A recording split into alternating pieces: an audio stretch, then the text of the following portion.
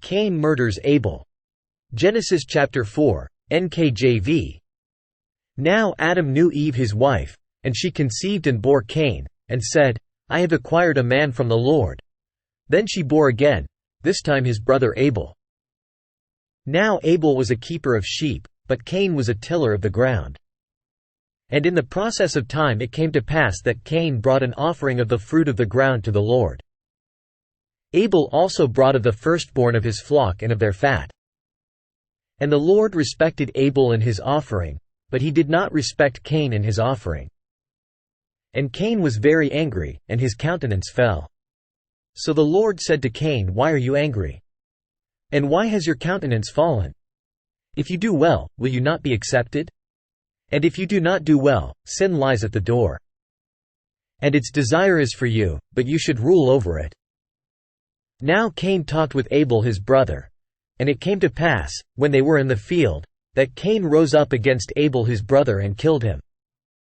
Then the Lord said to Cain, Where is Abel your brother? He said, I do not know. Am I my brother's keeper? And he said, What have you done? The voice of your brother's blood cries out to me from the ground. So now you are cursed from the earth, which has opened its mouth to receive your brother's blood from your hand. When you till the ground, it shall no longer yield its strength to you. A fugitive and a vagabond you shall be on the earth. And Cain said to the Lord, My punishment is greater than I can bear. Surely you have driven me out this day from the face of the ground. I shall be hidden from your face. I shall be a fugitive and a vagabond on the earth, and it will happen that anyone who finds me will kill me. And the Lord said to him therefore, Whoever kills Cain, vengeance shall be taken on him sevenfold.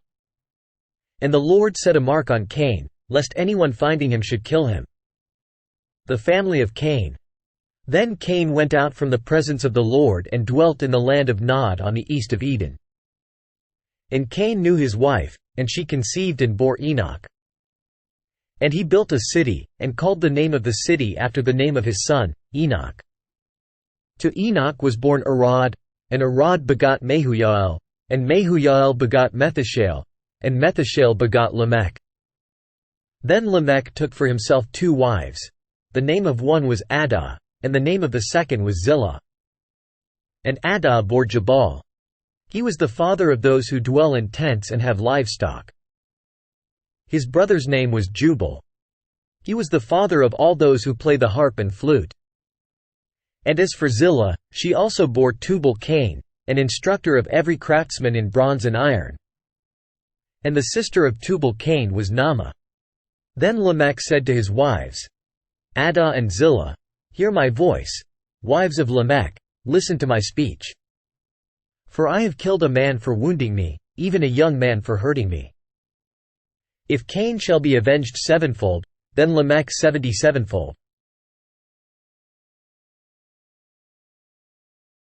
And Adam knew his wife again, and she bore a son and named him Seth, for God has appointed another seed for me instead of Abel, whom Cain killed.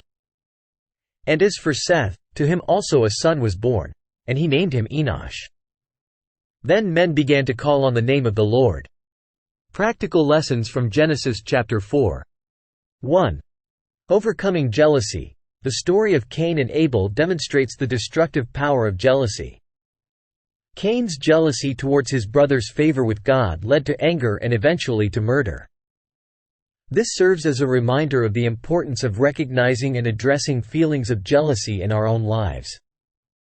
By confronting and overcoming jealousy, we can foster healthier relationships and avoid harmful actions driven by envy. 2. Taking responsibility for our actions. When God confronts Cain about the murder, Cain tries to evade responsibility by deflecting the question. This teaches us the significance of taking personal responsibility for our actions.